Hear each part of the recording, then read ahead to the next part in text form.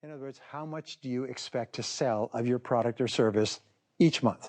So let's say you have a list of months from January to December. How much do you expect to sell in January, February, March, and so on?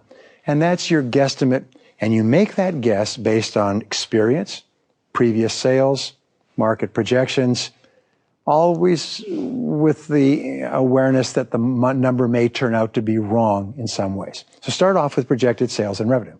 Below that, you then have the total cost of achieving that level of sales and revenue. So you have every single expense that you are likely to incur in achieving that level of sales and revenue. And then finally, you have the bottom line. And the bottom line is the profit or loss from operations based on subtracting costs from revenues. And then the last line you have is called the cumulative total. This is where you add up your profits and losses for the year, if losses against profits, profits against losses, to accumulate exactly how much profit you will be making each month and how much profit you'll have or loss at the end of the month.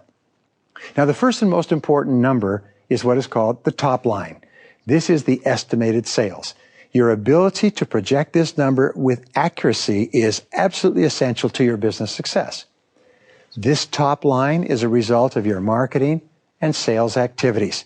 It's a result of your experience, your knowledge, your input from other sources, and it's a very important number because that basically is the lifeblood to your business, sales and revenues.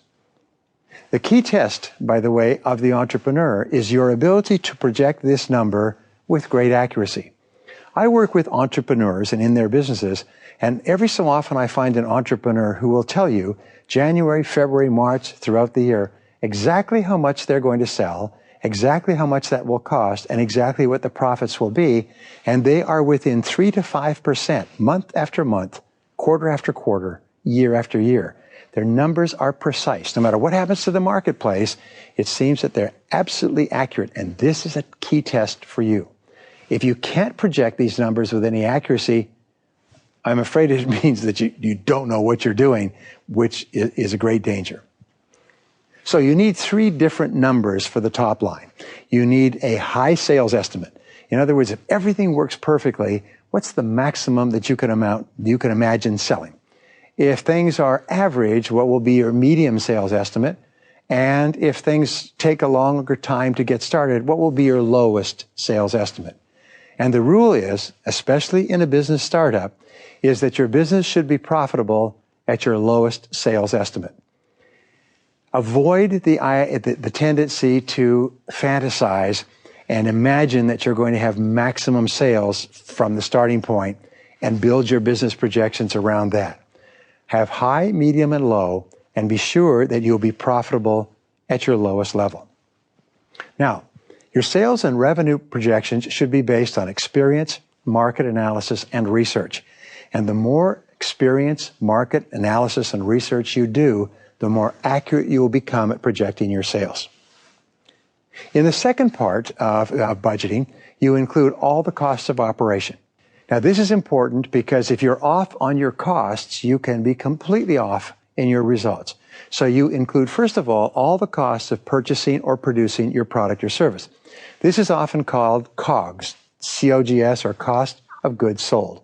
So the first number that comes off is the cost of acquiring the product, manufacturing the product, buying the product.